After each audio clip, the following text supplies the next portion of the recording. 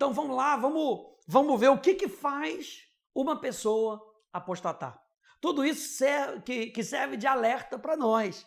Você sabe que a Bíblia é cheia de promessa e a Bíblia também é cheia de alerta. Quando você for lá em Apocalipse, por exemplo, quando você for ver as 7 igrejas, Deus dá alerta para aquelas igrejas. Para 5 delas, ele fala, corrige. Para uma delas, para as 2 delas, ele dá algo ali, dizendo que era bom. Olha, vocês estão fazendo bem, mas olha o alerta. Continuem, não abram mão. Então, gente, é necessário a gente ver esse alerta da parte de Deus para que a gente não abra mão do nosso direito, como a gente viu na aula passada. Para que a gente não abra mão daquilo que Jesus Cristo fez na cruz do Calvário e nos deu de maneira tão graciosa, de maneira tão grandiosa. Então, vamos ver hoje o que faz alguém apostatar. Qual é a prática, a ação ou a atitude que poderia fazer com que alguém caísse? Como é que as pessoas se tornam apóstatas? Há uma diferença, gente, entre um apóstata e um afastado. Eu já falei um pouquinho sobre isso.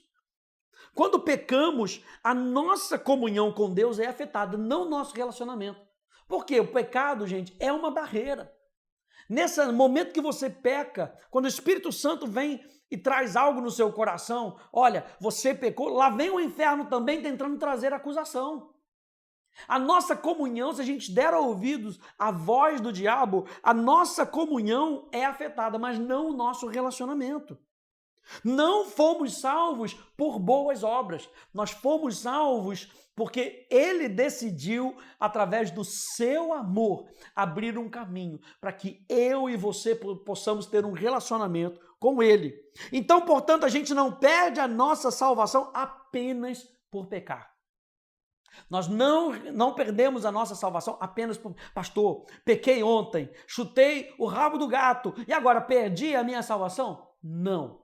Calma, que a gente vai entrar um pouquinho mais a fundo sobre isso.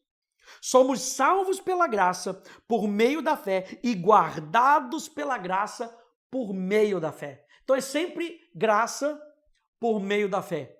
A parte de Deus que nos deu e nos salvou graciosamente, o instrumento que ele usa na nossa vida para que a gente alcance essa salvação não é o nosso esforço, não é a nossa justiça, é a nossa fé. A nossa fé no quê? A nossa fé em quem? A nossa fé nele. Contudo, isso não é uma licença para a gente pecar. Ah, pastor, então eu pequei, eu não perco a minha salvação. Não, mas isso é uma licença para eu pecar hoje e pecar amanhã e pecar depois? Não. Porque a graça, como diz Tito, a graça, ela nos ensina a não pecar.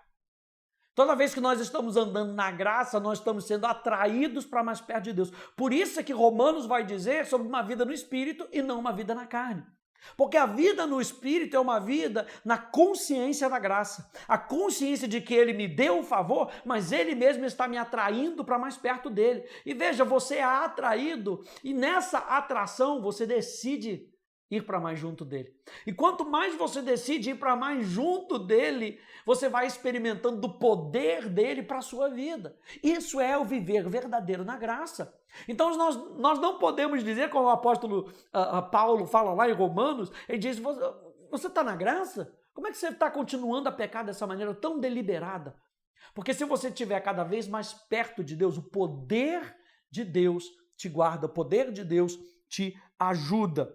Então, os apóstatas poderiam ser descritos como aqueles que fizeram o seguinte. Hebreus capítulo 6 vai nos lembrar, volta lá, Hebreus capítulo 6, não sei se você está já com a Bíblia aberta em Hebreus capítulo 12, da sequência do vídeo anterior, Hebreus capítulo 6, diz assim, vamos lá.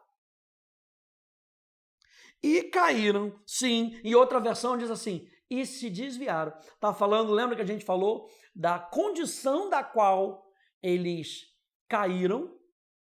E aqui, numa outra versão, diz assim, eles se desviaram, ou eles se afastaram. Lembra que a gente não está falando de um esfriamento, a gente não está falando de um afastamento qualquer, a gente está falando de um afastamento deliberado. Não quero mais.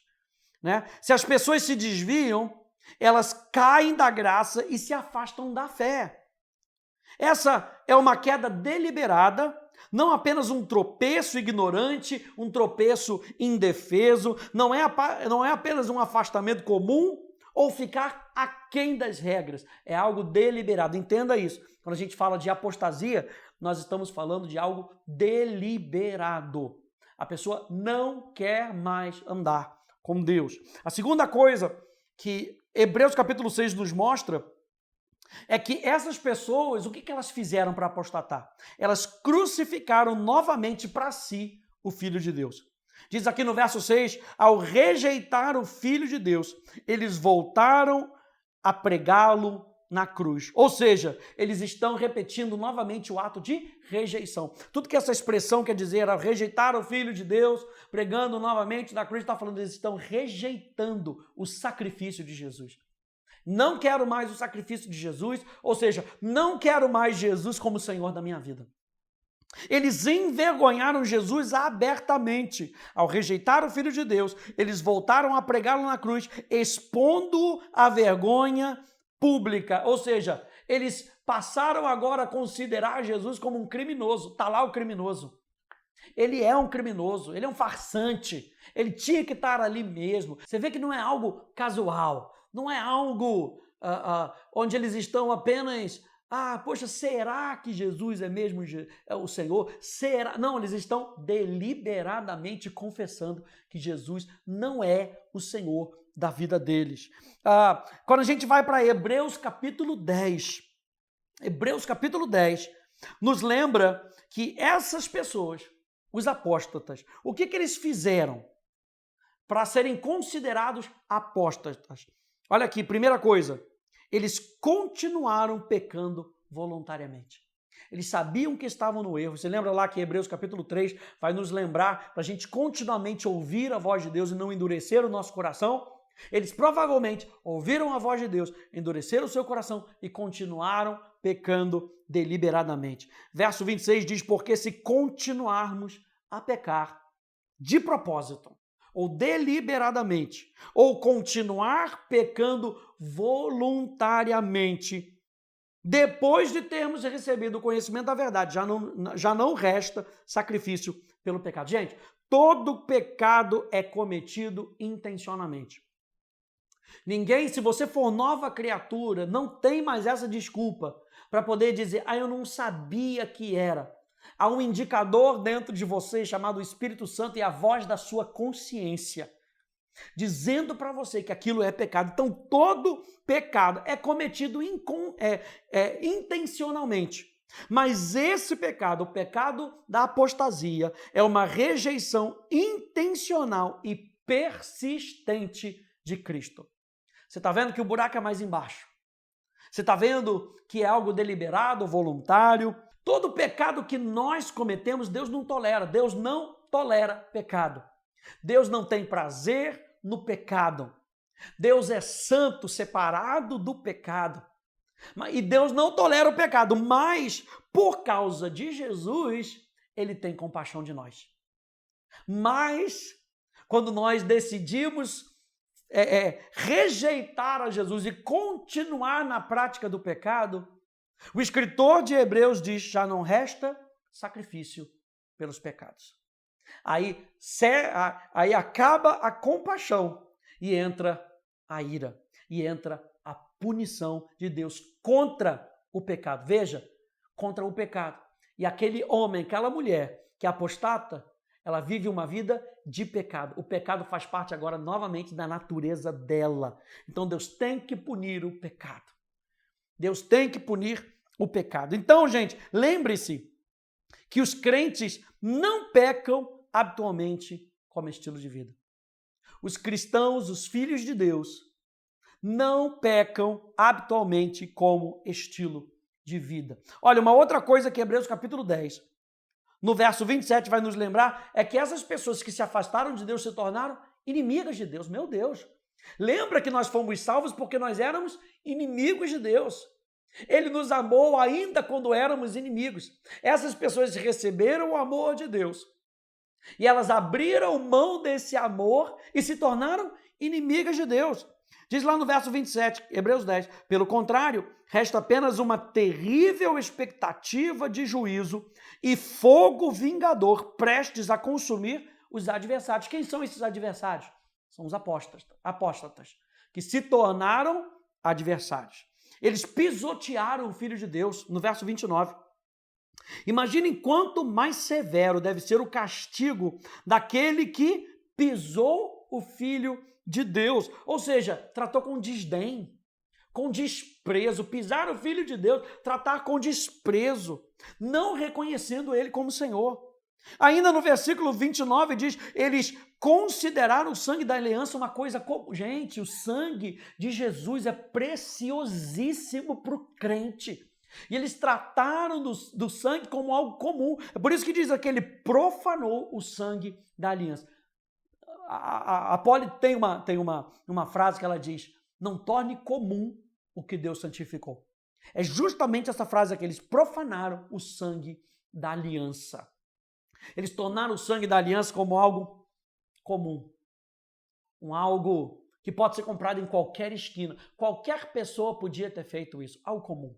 E o sangue de Jesus não é comum. O sangue de Jesus é o preço que ele pagou pela minha vida e pela sua vida. E aí, em Hebreus, ainda no capítulo 10, no verso 29, eles insultaram o Espírito da graça. A graça, o favor de Deus para a nossa vida, eles acabaram insultando o Espírito da graça. Você consegue ver a trindade aqui? Fala do Filho de Deus, o Filho Jesus de Deus, o Pai, e eles insultam o Espírito da graça, ou seja, a trindade para de ter acesso à vida daquela pessoa. Eles não apenas entristeceram ou extinguiram o Espírito, mas, na verdade, insultaram o Espírito Santo. A Bíblia fala que você pode entristecer o Espírito Santo. A Bíblia fala que você pode abafar o Espírito Santo. Aliás, a recomendação do apóstolo Paulo é não abafem o Espírito Santo. Não entristeçam o Espírito Santo. Mas a Bíblia diz que essas pessoas, eles insultaram o Espírito da graça. Gente, isso aqui é muito forte. No verso 35, diz que eles abandonaram a sua confiança ou a sua fé com relação à salvação. Diz lá no 35, portanto, não percam a confiança de vocês. Lembra que a gente está falando aqui no capítulo 10 sobre essa apostasia. Então, o escritor de Hebreus está falando assim, então não percam a confiança de vocês. Por quê? Porque os apóstatas perderam a sua confiança. Perderam a sua fé. Por quê? Porque se a gente perder a nossa fé, a gente não usufrui da recompensa.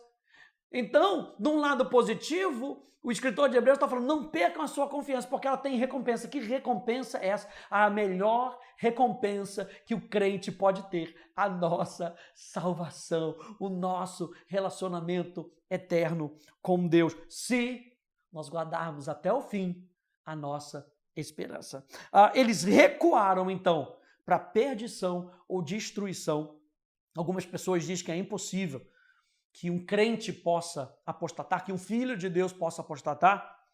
Hebreus capítulo 10, verso 39, então, para concluir aqui em Hebreus, diz, nós, porém, não somos dos que retrocedem. Peraí, retrocede quer dizer que já estavam usufruindo. Andaram para trás. Chegaram ao ponto de andar para frente, mas agora estão andando para trás. Nós, porém, não somos dos que retrocedem para a perdição, mas somos da fé para a preservação da alma. Ou seja, nós vamos até o fim. E em Hebreus capítulo 12, a gente vai ver então algumas das características daquele que apostatam. Hebreus capítulo 12 nos mostra que eles se tornaram ímpios, que eles se tornaram profanos. Hebreus 12, 16 diz, e cuidem para que não haja nenhum impuro ou profano. A palavra profano significa literalmente atravessar a porta ou o limiar. Eles passaram para o outro lado. Lembra que Jesus é a porta. O que eles estavam fazendo? Passando de volta da porta para o caminho estreito, para o caminho largo. Eles estavam voltando, ou seja, a possibilidade de voltar no caminho. Por implicação, significa que tal pessoa não faz mais parte da família de Deus. Gente, é tão claro isso. Eles se tornaram profanos. Por quê? Porque nós somos santos. A Bíblia nos chama de santos, de santificados, de separados para Deus. Eles estão dizendo, eu não quero ser mais santo, eu não quero ser mais separado para Deus, eu não quero mais pertencer à família de Deus.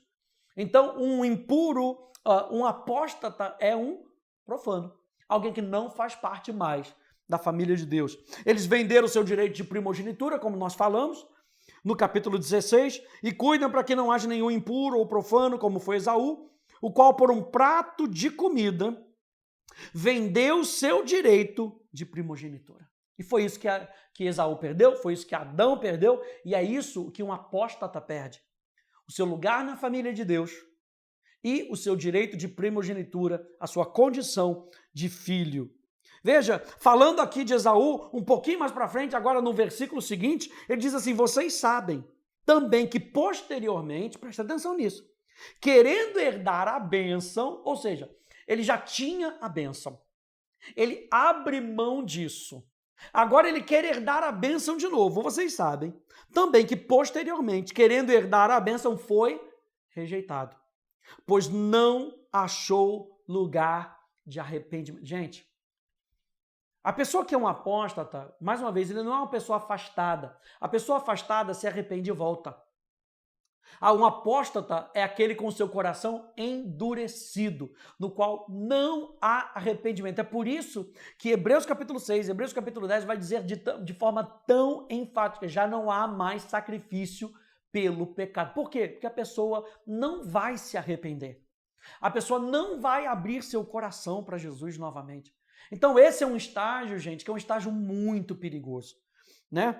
Quando a gente vê aqui em Romanos, por exemplo, é evidente que se um crente vive segundo a carne ou não continua em Cristo, ele ou ela pode tornar-se eternamente separado de Deus. E eu deixo aqui as escrituras, eu quero que você vá comigo lá em Hebreus capítulo 3, mais uma vez. Volta aí então mais um pouquinho. Hebreus capítulo 3, do verso 12 até o verso 19,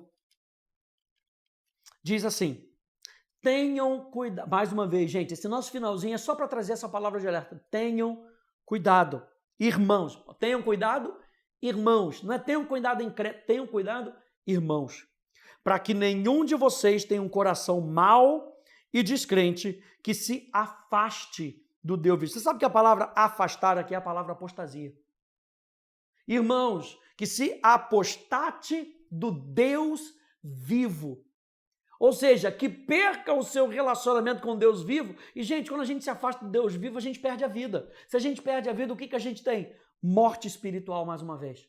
E ele continua aqui. Pelo contrário, animem uns aos outros todos os dias, durante o tempo que se chama hoje, a fim de que nenhum de vocês seja endurecido pelo engano do pecado. Porque temos nos tornado participantes de Cristo, se de fato guardarmos até o fim a confiança que desde o princípio tivemos. Como se diz, hoje, se ouvirem a sua voz, não endureçam o coração como foi na rebelião. E quem foram os que ouviram e mesmo assim se rebelaram? Não foram todos os que saíram do Egito por meio de Moisés? E contra quem se indignou durante 40 anos? Não foi contra os que pecaram, cujos cadáveres caíram no deserto? E a quem jurou que não entrariam no seu descanso, senão os que foram desobedientes? Assim vemos que não puderam entrar por causa da incredulidade. E a incredulidade, gente, não é só eu dizer, poxa, eu não creio dessa maneira. A incredulidade é rejeitar a verdade. É dizer, isso não faz parte da minha vida. Eu não quero isso para a minha vida. Isso é incredulidade. Foi por isso que Jesus não pôde fazer muitos milagres na sua cidade. Porque as pessoas rejeitaram a verdade. Não, isso eu não quero. Não, isso é muito esquisito para mim. Não, eu não vou mudar a minha vida para poder condicionar a minha vida a isso que você está falando. Não. E aí as pessoas não desfrutavam da liberdade. E foi isso que Jesus disse em João capítulo 8, verso 31, aos judeus que haviam crido nele. Se vocês permanecerem em mim, serão verdadeiramente meus discípulos e conhecerão a verdade, e a verdade vos libertará. A gente vê a liberdade quando nós pegamos a verdade e nós colocamos a verdade como nossa prática de vida, como nossa natureza. A verdade é a nossa realidade. João vai nos lembrar disso quando ele fala que os verdadeiros adoradores adorarão em espírito e em verdade. A palavra verdade ali, aletheia, é uma realidade. Ou seja, o crente vive numa nova realidade. E o apóstata, lembrando aqui em Hebreus capítulo 3, daquele povo no deserto que pereceu, foram aqueles que se rebelaram, desobedeceram, e não somente desobedeceram e se arrependeram, desobedeceram e não houve arrependimento. Por quê? Era um povo incrédulo, não queria viver pela verdade. Então, por isso, eles não puderam desfrutar de tudo aquilo que Deus tinha prometido para eles. 1 Timóteo, capítulo 4, do verso 1, vai lá comigo, 1 Timóteo, um pouquinho mais aí atrás, 1 Timóteo, capítulo 4, verso 1 e verso 2, nos lembra disso. Ora, o Espírito afirma expressamente que nos últimos tempos alguns apostatarão da fé. Ou seja, o apóstolo Paulo não está falando, se alguns vão apostatar, não são todos.